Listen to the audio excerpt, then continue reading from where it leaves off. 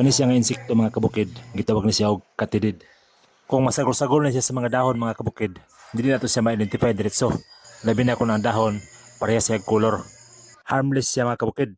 Pwede ra kaya na to pakamang-kamangon sa atong kamot.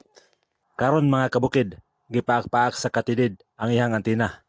Gitagsa-tagsa gid niya mga kabukid ang matag segment niini. Iyang gilimpyuhan mga kabukid, gitawag ni siya og grooming. Iyang gilimpyuhan pagayo ang iyang antina mga kabukid para mo-function siya pagayo og tarong. Mao na iyang buhaton mga kabukid kung ang iyang antina makontaminated, mabutangan og mga lana, mabutangan og mga tubig-tubig og mga abog. Hasta po ni ilang tiil mga kabukid, ilan ning limpyuhan, labi na kung adunay mga object nga nipilit niini. Kay naani siya mga sense organ mga kabukid nga makadetect sa ilang gusto nga paminawon. Ila gining balik-balikan og limpyo mga kabukid hantod masatisfied sila.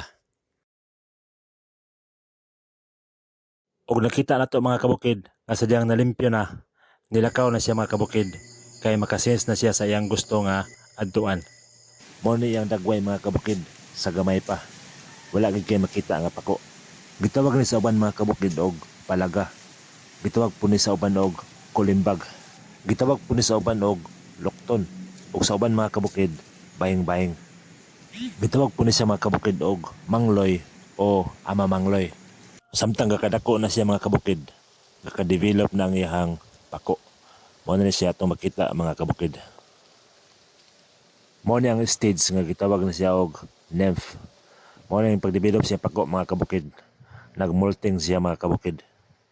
Mao na niyang dagway din mga kabukid. Pagdako na siya, pag-adult na siya. Ang tawag anang murag hayat siya ng lubot mga kabukid. Mao na siyang gitawag og ovipositor.